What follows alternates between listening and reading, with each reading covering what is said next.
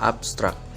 Penelitian ini bertujuan untuk membuktikan efektivitas penerapan Extensible Business Reporting Language atau XBRL pada tingkat penipuan keuangan. Sampel ditentukan dengan menggunakan metode purposive sampling dan diperolehnya 81 perusahaan sebagai sampel penelitian. Hasilnya menunjukkan bahwa XBRL dengan variable control size mempengaruhi kecurangan laporan keuangan. Di sebaliknya, variabel kontrol DAR, ROA, GDP, dan PBV tidak mendukung pengaruh XBRL terhadap kecurangan laporan keuangan. Hasil tes juga membuktikan hal itu ada perbedaan sebelum dan sesudah menerapkan XBRL, di mana pengukuran kecurangan laporan keuangan lebih rendah setelah penerapan XBRL. Hasil ini berarti penerapan XBRL akan memaksa perusahaan untuk memperoleh informasi yang akuntabel dan transparan. Bisnis dan informasi keuangan yang dikumpulkan dalam XBRL adalah pembacaan format mesin dan operasi, sehingga meningkatkan kemudahan penyebaran dan analisis publik sehingga lebih mudah untuk mendeteksi laporan keuangan yang mengandung kecurangan.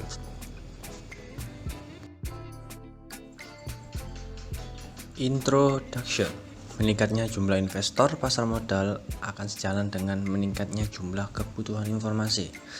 Informasi yang lengkap dapat diperoleh perusahaan melalui laporan keuangan. Investor akan mencari informasi keuntungan. Keuntungan yang meningkat atau stabil terlihat lebih menarik. Tidak sedikit perusahaan melakukan berbagai cara untuk meningkatkan keuntungan. Menurut The Association of Certified Fraud Examiners, laporan keuangan fraud adalah tindakan salah saji material yang disengaja dalam laporan keuangan suatu perusahaan atau organisasi. Tindakan kecurangan dalam pelaporan keuangan dapat disebabkan oleh tekanan dan eksploitasi kinerja. Berdasarkan teori keagenan, kesenjangan informasi juga menjadi peluang bagi agen untuk bertindak curang demi keuntungan diri sendiri. Ketika laporan keuangan yang mengandung kecurangan terjadi, itu akan memiliki dampak pada banyak pihak. Pelaku harus menanggung beberapa konsekuensi hilangnya kepercayaan masyarakat dan hal terburuknya yang akan terjadi pada perusahaan mengalami kebangkrutan. Pernyataan kecurangan laporan keuangan yang seringkali terjadi berupa manajemen laba. Ruiz menyarankan bahwa laporan keuangan yang curang seperti manajemen laba muncul karena beberapa motivasi dalam diri seorang manajer, seperti keinginan untuk mendapatkan bonus, kompensasi, atau keuntungan pribadi.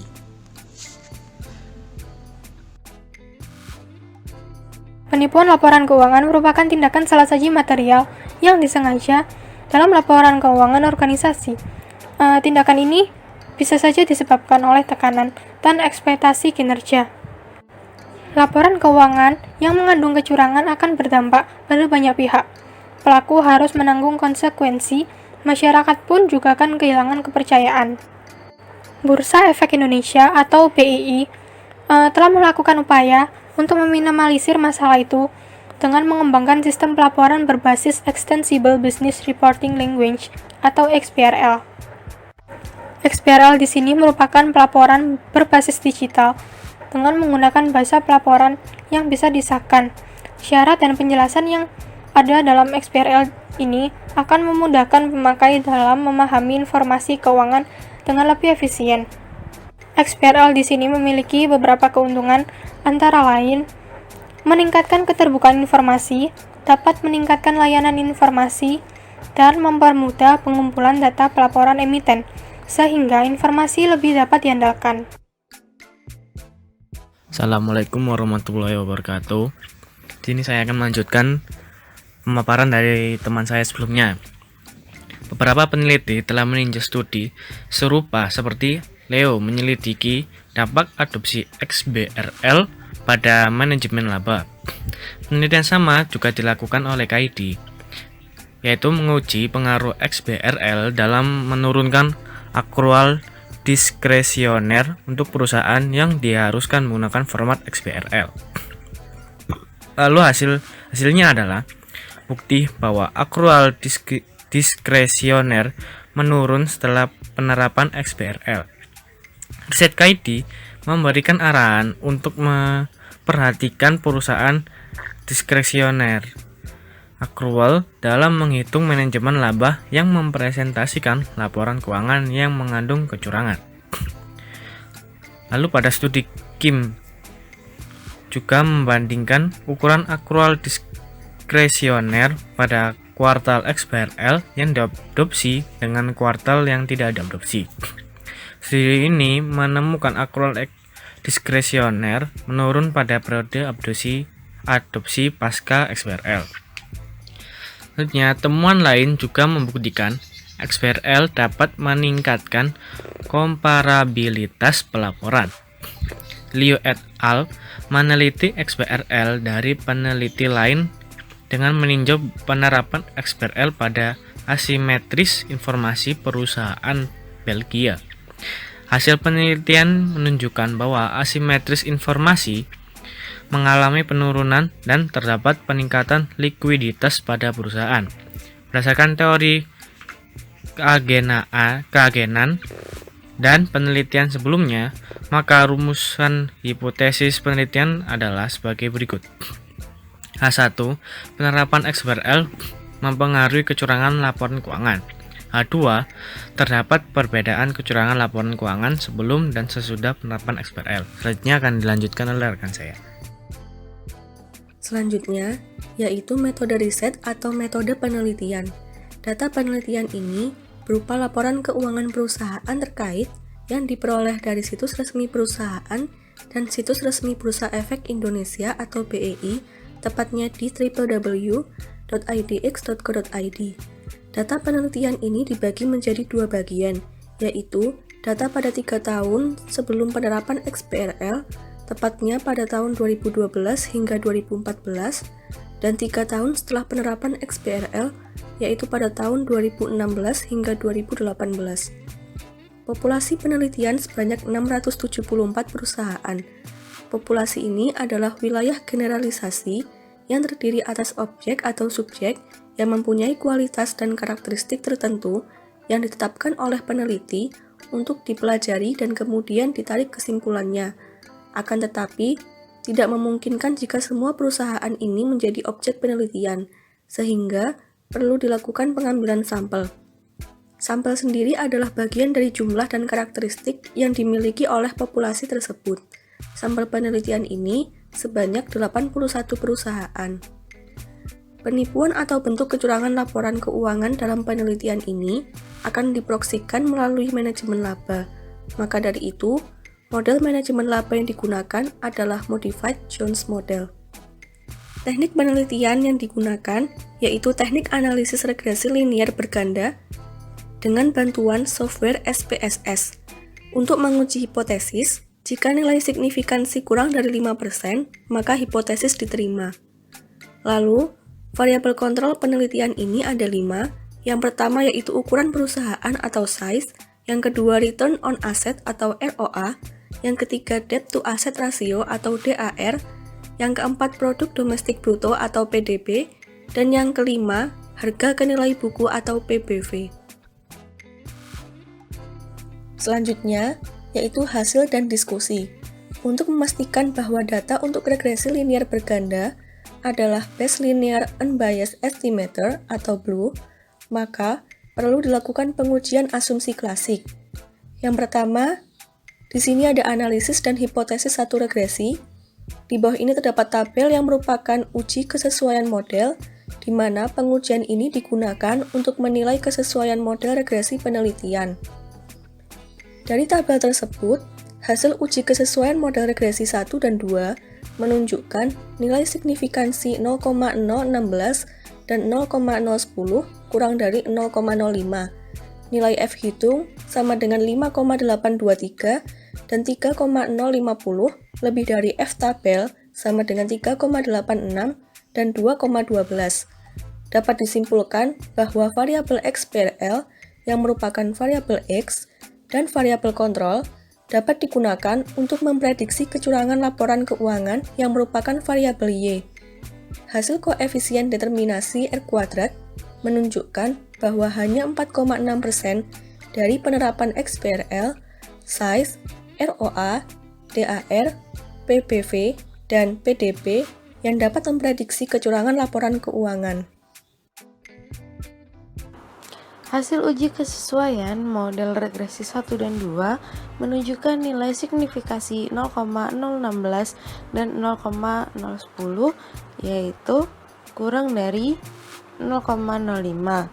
Hasil koefisien determinasi R2 menunjukkan bahwa hanya 4,6% penerapan XBRL, size, ROA, DAR, PBV, dan GDP yang dapat memprediksi kecurangan laporan keuangan.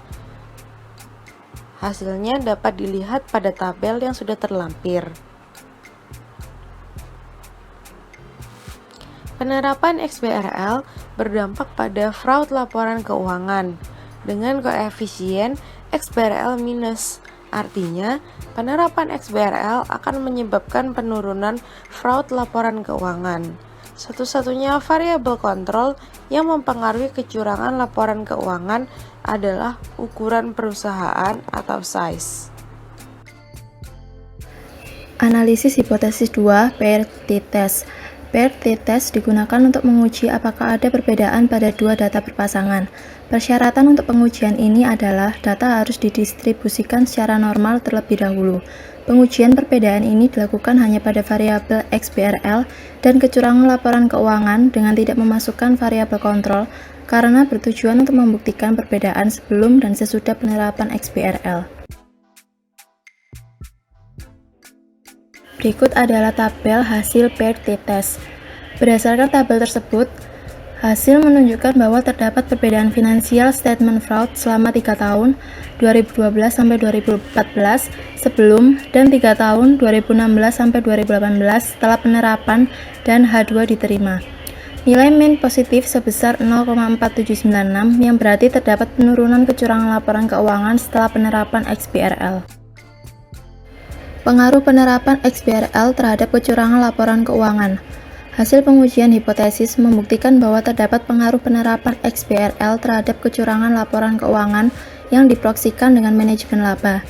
Selain itu, dari 5 variabel kontrol dalam penelitian ini, hanya variabel kontrol size yang mempengaruhi financial statement fraud. Hasil ini sejalan dengan penelitian yang dilakukan oleh KID yang mendukung penelitian ini, di mana XBRL memberikan pengaruh yang cukup baik dalam meminimalkan tindakan manajemen laba dengan mengurangi akrual diskresioner. Leo juga menyatakan bahwa perusahaan yang menerapkan XBRL mengalami penurunan tingkat manajemen laba karena adanya penurunan keuangan akrual diskresioner perusahaan yang curang. Ketika XBRL dapat mengurangi tingkat kecurangan laporan keuangan, maka kesenjangan informasi antara agen dan prinsipal juga akan berkurang. Dengan demikian, akan terjadi pertukaran informasi yang lebih baik jika asimetri informasi dapat diatasi melalui penerapan XBRL. Perbedaan laporan keuangan yang mengandung kecurangan sebelum dan sesudah penerapan XBRL. Hasil tes menunjukkan bahwa terdapat perbedaan kecurangan laporan keuangan sebelum dan sesudah penerapan XBRL. Nilai positif berarti menunjukkan bahwa kecurangan laporan keuangan sebelum penerapan XBRL lebih tinggi dibandingkan kecurangan laporan keuangan setelah XBRL. Beberapa indikator risiko yang dapat memicu kecurangan laporan keuangan termasuk pencatatan lebih banyak kredit macet di tahun yang menguntungkan, perusahaan kehilangan pangsa pasar, dan mengurangi beban piutang tak tertagih pada tahun rugi untuk meratakan laba. Perusahaan kurang menguntungkan dibanding pesaingnya dengan kebijakan akuntansi yang menghasilkan pendapatan yang relatif tinggi. Perusahaan mengalami masalah kinerja sementara dan kebijakan akuntansi pendapatan kena pajak rendah dengan proporsi transaksi rekening administratif yang tinggi. Seringnya terjadi perubahan pada auditor atau keterlambatan dalam menerbitkan laporan keuangan. Risiko ini dapat dikurangi dengan menerapkan XBRL. Informasi bisnis dan keuangan yang dikumpulkan dalam format XBRL dapat dibaca dan dioperasikan oleh mesin, sehingga meningkatkan kemudahan penyebaran dan analisis publik untuk menentukan apakah terdapat kecurangan.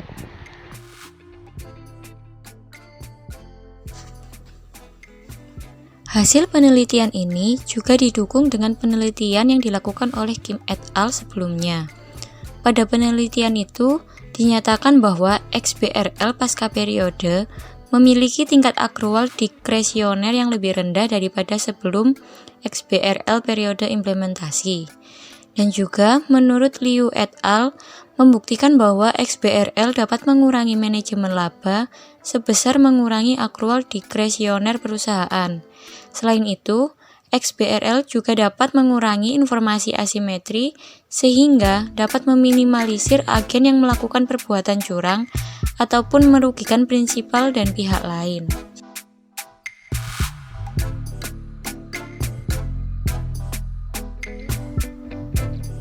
Yang terakhir adalah kesimpulan. Hasil penelitian membuktikan bahwa penerapan Extensible Business Reporting Language ini memiliki efek negatif pada laporan keuangan yang mengandung kecurangan. Semakin banyak perusahaan yang menerapkan XBRL, maka semakin rendah kecurangan yang terjadi pada pelaporan keuangan. Ada perbedaan kecurangan laporan keuangan sebelum dan sesudah penerapan XBRL. Perbedaannya yaitu, laporan keuangan ini mengandung kecurangan yang lebih tinggi sebelum diterapkan XBRL dibandingkan dengan setelah adanya penerapan XBRL pada suatu perusahaan. Meskipun hasil empiris penelitian ini mendukung hipotesis, tetapi terdapat dua hipotesis keterbatasan yang harus dipertimbangkan dengan baik. Dua hipotesis tersebut, yang pertama, pendataan yang hanya di Indonesia itu mungkin memiliki karakteristik pasar modal yang berbeda dengan negara lain. Perbedaan ini juga mungkin termasuk peraturan pasar modal, kondisi ekonomi, undang-undang perpajakan, atau investasi kesempatan. Oleh karena hal tersebut, hasil saat ini tidak boleh dianggap mewakili kasus umum yang terjadi di dunia. Dan hipotesis yang kedua, yaitu meskipun penelitian mengontrol pengujian hipotesis dengan 5 variabel kontrol, hasilnya menunjukkan bahwa variabel kontrol ini mungkin tidak mempengaruhi hubungan antar variabel. Hanya terdapat satu kontrol variabel yang dapat mengubah efeknya.